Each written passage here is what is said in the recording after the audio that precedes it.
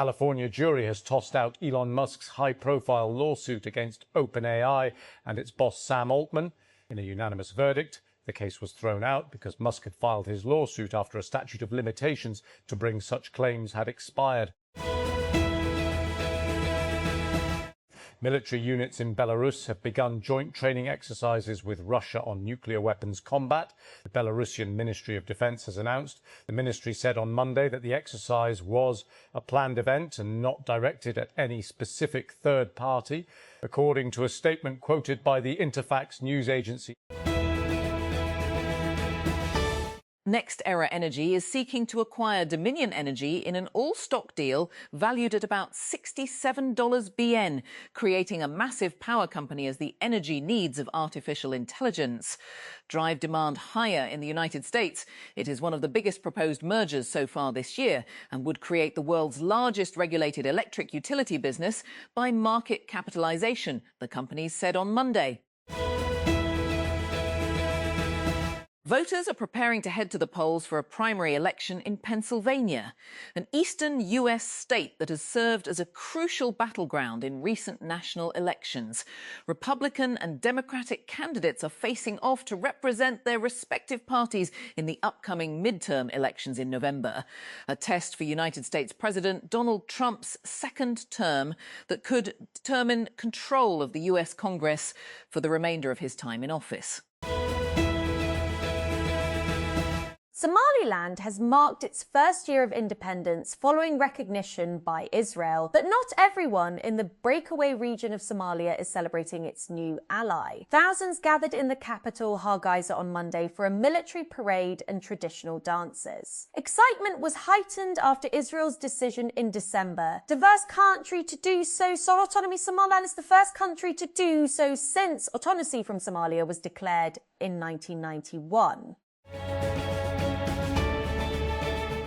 Cuba's President Miguel Diaz-Canel has said that the island nation does not seek confrontation, but warned that United States military action against it would result in a bloodbath. The president said in a social media post on Monday, and does not have aggressive intentions against any country, but had the absolute legitimate right to defend military threats. Defend itself if the US follows through on mounting military threats. Elon Musk's $150 billion lawsuit against OpenAI has been rejected in court and declared in favour of the artificial intelligence company he helped establish. Decrypt reported a short while ago.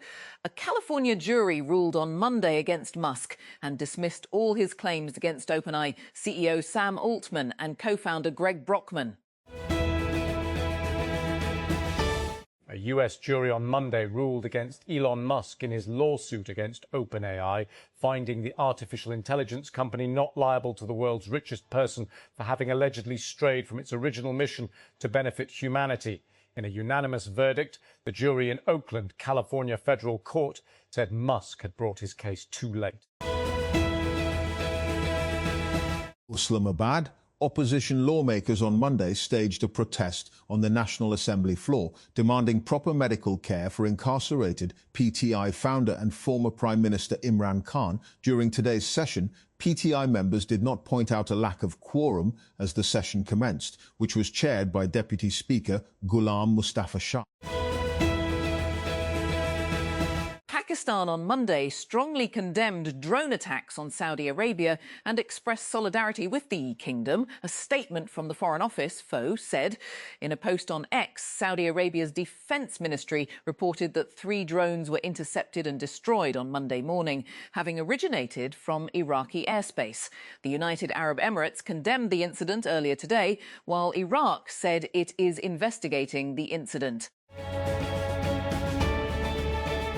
The ongoing scrutiny of the United States as World Cup co-host and FIFA's role as tournament organiser has overshadowed the growing list of security concerns and protests in Mexico, where the tournament opener kicks off next month. The World Cup 2026 opens in Mexico City on June 11, with the home team taking on South Africa at the Estadio Azteca. But football fans are wary of recent incidents of violence and frequent protests in tournament host cities across Mexico. United States President Donald Trump has withdrawn his $10 BN lawsuit against the Internal Revenue Service, IRS, stemming from a leak of his tax returns, and said his administration will create a $1.77 BN anti-weaponization fund that would compensate some of Trump's political allies. The court filing, released on Monday in Florida, did not disclose the terms of the deal, including whether either party settled. The United Nations has urged Israel to prevent acts of genocide in Gaza and raised concerns over ethnic cleansing across the Palestinian territory and the occupied West Bank. A new report investigating Israeli military conduct in the war on Gaza up until May 2025 and published by the UN Human Rights Office on Monday concluded that Israel has committed serious violations of international humanitarian law, which in many cases may have amounted to war crimes and other atrocity crimes. A US jury has ruled against Elon Musk in his lawsuit against OpenAI, finding the artificial intelligence company not liable to the world's richest person for having allegedly strayed from its ambition to benefit humanity. The jury unanimous verdict on Monday. The jury in Oakland, California federal court said Musk had brought his case too late. The jury deliberated less than 2 hours. Elon Musk's claim that he was mistreated by his OpenAI co-founders failed after 9 California jurors returned a unanimous verdict that his lawsuits had been filed too late. Musk accused Sam Altman, Greg Brockman, OpenAI and Microsoft of stealing a charity by creating a for-profit affiliate of the Frontier AI lab. Jurors, however, found that any harms that Musk suffered came before the deadline for filing his claims under the law. Defense Minister Khawaja Asif on Monday said that India would be relegated to history and its geography changed if it attempted any future misadventure against Pakistan. In an interview on the Geo News program Capital Talk, Asif said, as a nation, India thinks that its esteem has been damaged.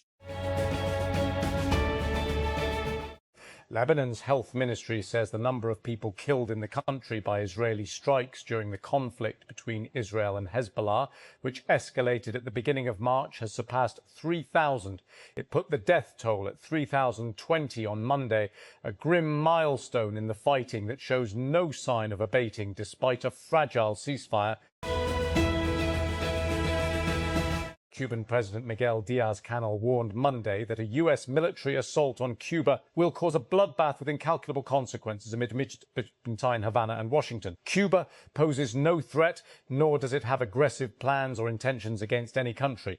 It has none against the US, nor has it ever had any, something the government of that nation knows well, the leader said in a post on X. Islamabad, Pakistan. Pakistan is scrambling to keep channels of diplomacy open between the United States and Iran amid escalating rhetoric from both sides and growing signals from Washington that it is prepared to restart attacks that have been on pause since an April 8 ceasefire in the US-Israel war on Iran. Pakistan's Interior Minister Mohsin Naqvi arrived in Tehran on Saturday for a 2-day visit, meeting President Masoud Pezeshkian, Interior Minister Eskandar Momeni and Parliament Speaker Mohammad Bagher Ghalibaf as Islamabad scrambled to prevent ceasefire negotiations from collapsing altogether. Ghalibaf has also been Iran's chief negotiator in peace talks with the US to end the war, which began on February 28. Donald Trump's effort to unseat Republican Congressman Thomas Massie has transformed Kentucky's 4th District primary into one of the most closely watched and expensive races of the US midterm season. Massie, a conservative known for repeatedly breaking with his own party, provoked Trump's anger after opposing US strikes on Iran and backing efforts to release files linked to Jeffrey Epstein. Now, the 7-term congressman is facing a heavily funded challenge from Ed Galrine, a former Navy SEAL endorsed by the president. The Philippine Senate, sitting as an impeachment court, has opened the trial of Vice President Sara Duterte amid political turmoil and deep division. The trial that opened on Monday came just days after chaos and a shootout in the upper house and a decisive change in its leadership, both stemming from the dramatic re-emergence from hiding of a pro-Duterte senator wanted by the FI International Criminal Court. New York public health provider NYC Health and Hospitals says a months-long data breach that allowed hackers to steal personal data, medical records, and fingerprint scans affects at least 1.8 million people. NYCHHC is the largest public health system in the United States and provides health care to over 1 million New Yorkers, the majority of whom are uninsured or receive state health care benefits, such as Medicaid. Pakistan has deployed around 8,000 troops, along with fighter jets and air defense systems, to Saudi Arabia, under a bilateral defense arrangement, Reuters reported today. The deployment includes a full squadron of approximately 16 fighter aircraft, primarily JF-17 jets, sent to the kingdom in early April.